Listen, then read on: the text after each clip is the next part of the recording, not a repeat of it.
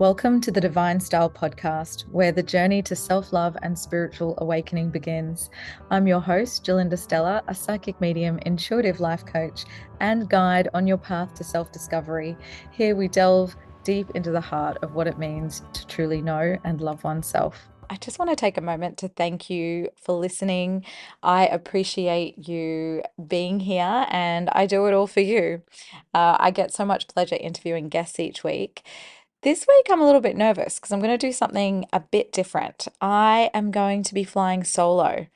And I wanted to do this because I am super passionate about something that has transformed my life in so many ways, from my work to my home to my wardrobe to my relationships.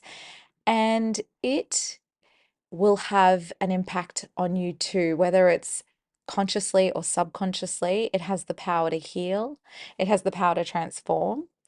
And what I'm talking about is color. Now, recently in the state of Queensland where I live, it has been raining a lot. And what people might not be aware of is that when it's raining, it can affect us, not because of the rain in the sense that we can't get out. I mean, yes, we all get a bit of cabin fever, but being surrounded by all that grey can actually have really depressing effects. In fact, it affects people so much that they even have a depressive disorder named after it, which is called seasonal affective disorder.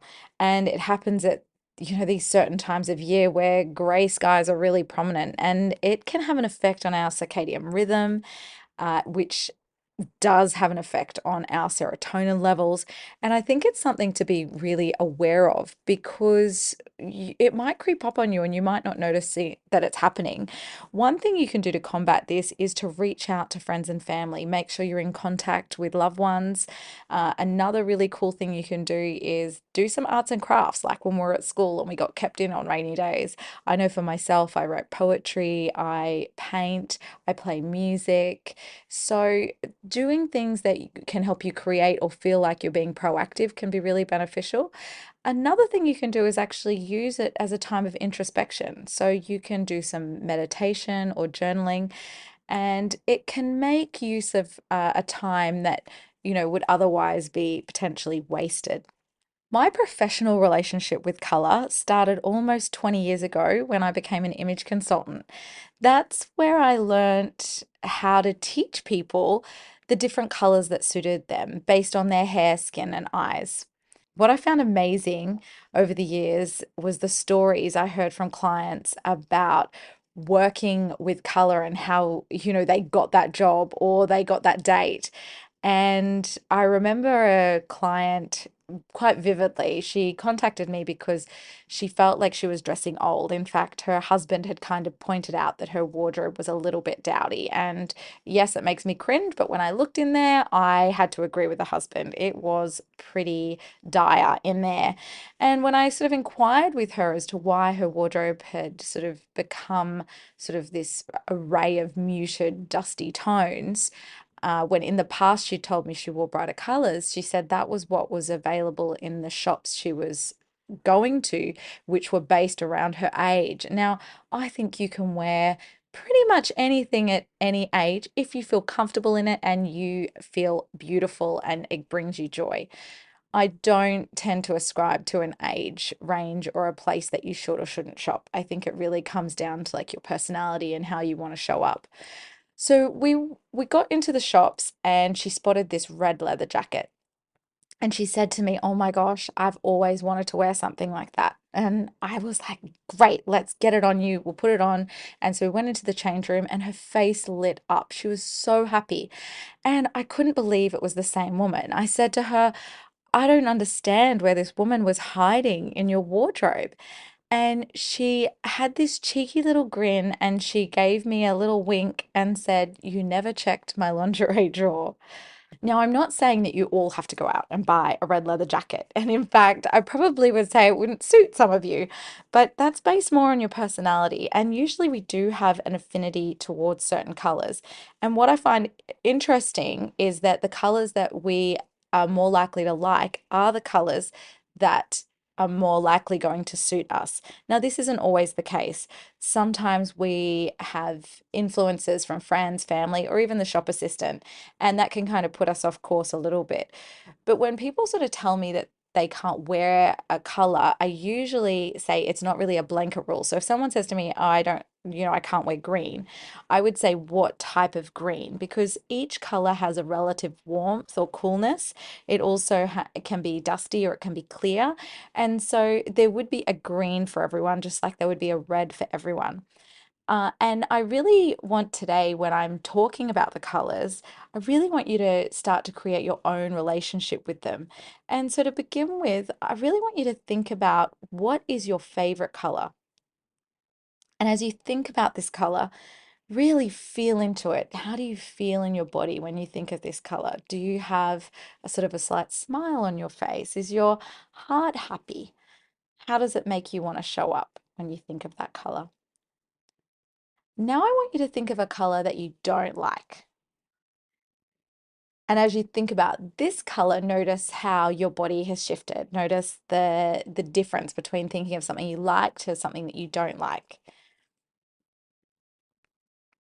And what I'd like you to do today is really find the type of color that you're going to like as I talk through the color. So for example, if the color that you didn't like was orange, I want you to think of, if it was an orange, what type of orange would I like to see or feel or look at? So it would be, maybe a sunset or a peach or an apricot. So try to think about how you could actually invoke that color, because I can promise you, once you start creating a relationship with color, it will change your life. It will change the way you see yourself, and it will change the way that you see the world. I'm going to begin by talking about the color red. What I find really amazing is red really is the lifeblood. It is life. It's associated with the root chakra, and it represents stability, security, and survival. So it's got a really strong connection to the physical body and the earth.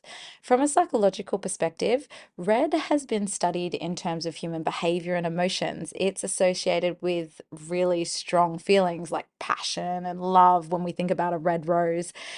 It can also signal danger, or it can be it's one of those colors that calls for attention. So for a stop sign or a red light.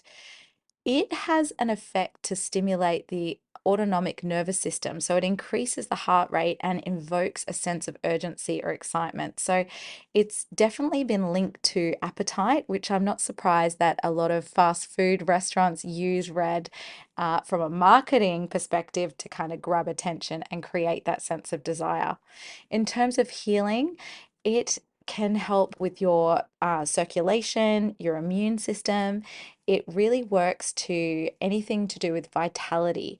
So just be aware that if you're wanting to, boost, increase your energy levels, red's a really great color to surround yourself with or to even wear. It's some of the studies they've done on red is that uh, it's a color where waitresses were wearing it and they got more tips. So I used to, when I talk to people about going on dates, I used to say to people to be really cautious of when and where you wear red, because it does stimulate that body, and you're going to be more attractive to the opposite sex. Let me put it that way. I tend not to have favorite colors, but orange has been one of those in the past. I remember at one point my husband telling me, "Oh my gosh, do not buy another orange thing," because I had so much of it in my wardrobe. Orange is for the sacral chakra. Now, the sacral chakra is located below the navel. It's related to creativity, sexuality, pleasure, and emotional balance. So it does have an effect on the emotional body. It can represent enthusiasm and vitality, and to experience life pleasures fully. From a psychological aspect, it's associated with warmth and optimism. And I mean, when we think about orange, it does have that really comforting, nurturing type feeling, that warmth of a fire. It's definitely a playful color, so not necessarily aggressive, and it encourages communication and a sense of community. I know that some monks, so Tibetan monks, tend to use the color orange, and it's really interesting that they did this because the dye was actually very cheap and accessible. So it wasn't seen as, a wealthy color as such. In its healing powers, it is all about creativity, self expression, and it is associated with that reproductive system. So, anything relating to fertility.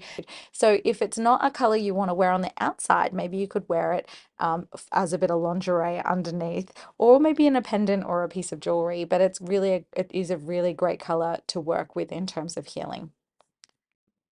Whenever I think of yellow, it instantly brings a smile to my face. It just reminds me of a field of sunflowers and it makes me happy. It's in terms of the chakra system, it's related to the solar plexus, and the solar plexus governs our self esteem, our personal power, our confidence, and our sense of self. It's really an intuitive center of the body as well. In terms of the psychological aspects of it, it is about happiness and optimism. It can stimulate and promote positive thinking. Now, yellow, when it's worn too much or it is around you in excess or for long periods of time, what can happen is you can actually get quite frustrated because it does stimulate. So just be mindful. I think that having it, in a bunch of flowers and definitely wearing it in a jumper or in a top can be really beneficial. But I would keep it sort of to a minimum. Yeah, having too much, you might find that you end up getting frustrated. What's fascinating about this is a lot of fast food restaurants use yellow, and it's kind of to get you to get in and get out. They don't want you hanging around there too long. In terms of its healing properties, it's associated with the digestive system and your metabolism. So it's really about detoxification. It promotes feelings of clarity and mental alertness. And so it can be really good if you do have kind of anxiety or you're going through some kind of nervousness, because it can help you feel more optimistic and empowered. Green is definitely my most favorable color at this time. I find it to be one of the most calming.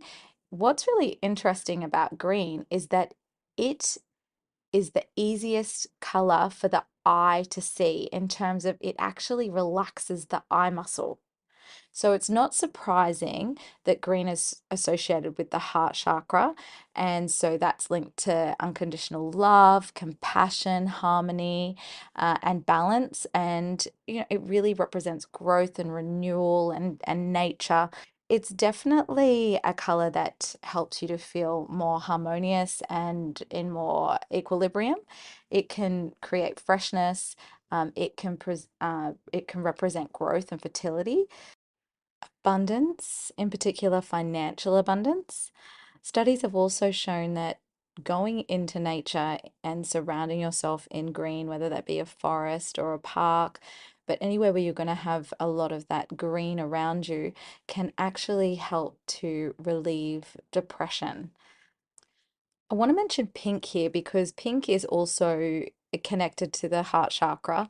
And what I find really beautiful about pink is it does invoke a lot of compassion, a lot of self-love. When we think of rose quartz in terms of crystals, it does have that really softening effect. In fact, recently I worked on a film where we dressed the prisoners in pink, and what I found really interesting was there were studies done in different countries that when you put male prisoners in particular in pink, it sort of lowered their testosterone levels, so they were less aggressive and less likely to fight. So maybe they were feeling a little bit more self-love too. Now, blue is a favorite color for the majority of people. And in the chakra system, it's associated with the throat chakra. And this is linked to communication, self expression, truth, or authenticity. It represents clarity and wisdom and the ability to express oneself honestly. Blue has a very calming effect. It's definitely one of those cool, soothing colors that promotes relaxation and mental clarity. Blue can really help people before tests. So it's been shown that being shown a blue wall or blue coloring can help people relax before they embark on any type of exam or test, which I think is really cool. In terms of its healing powers, it is really about relieving like insomnia. So, because it can promote a more restful sleep, anything to do with the throat or the thyroid gland and the respiratory system. So, knowing all these things, like it's no wonder that blue sort of used in more healthcare settings and therapeutic environments to promote like relaxation and reduce stress. Another thing with blue is that you might notice that politicians and people like that wear it. It's because they're wanting to be seen as more trustworthy or reliable. So I definitely recommend it for job interviews. It's a really great color to wear if you're wanting to look like, yeah, you're trustworthy.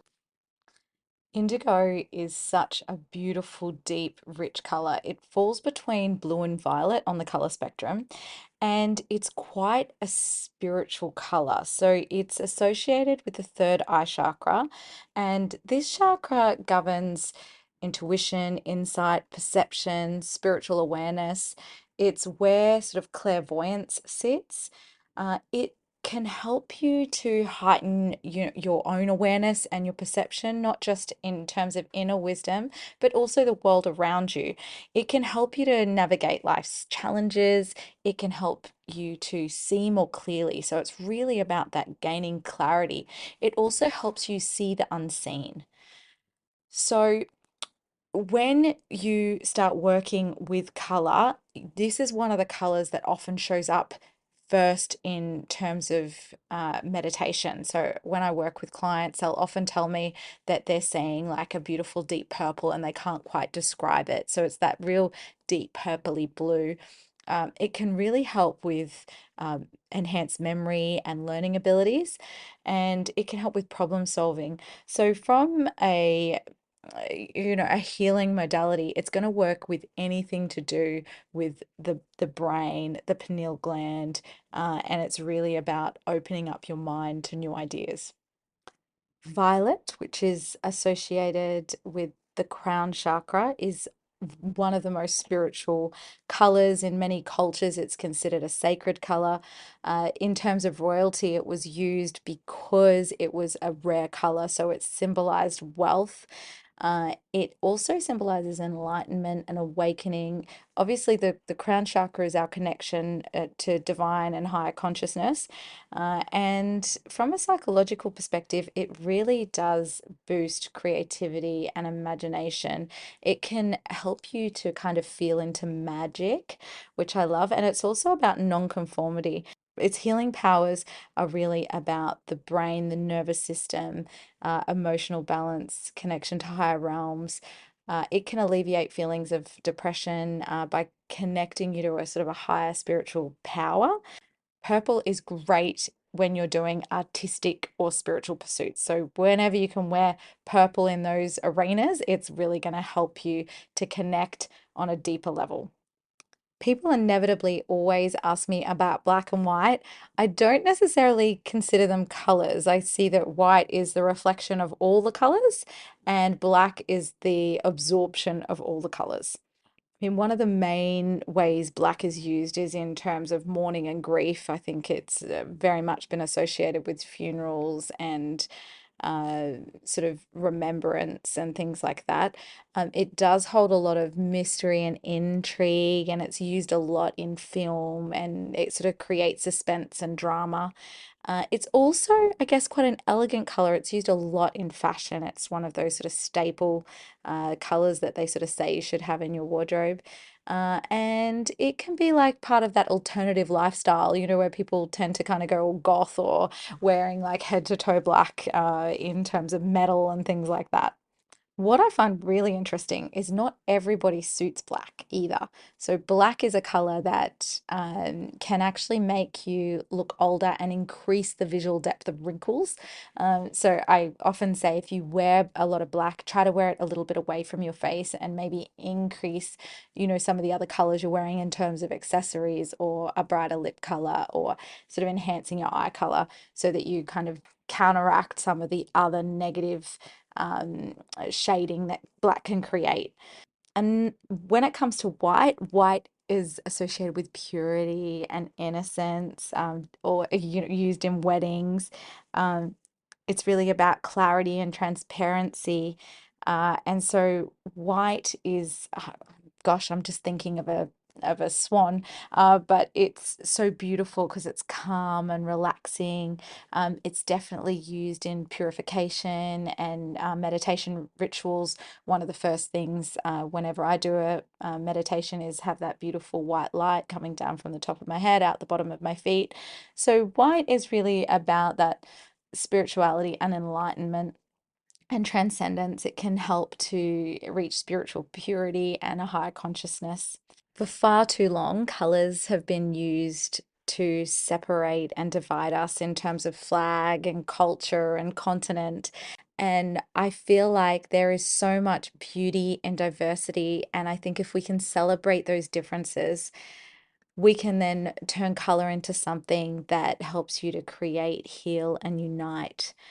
Notice the colors around you, feel their energy, and let them guide you towards new understanding about yourself and the world around you. If you enjoyed today's episode, I would love your help in spreading the word and extending this out to more people. If there is a family member or a loved one that you think would benefit, please share this with them. Thank you so much for listening today. As we end today's episode of the Divine Style podcast, I extend my deepest gratitude for your presence and openness on this journey of self-love, self-discovery, and spiritual growth. Farewell for now, and may your journey inward bring you the self-love you seek.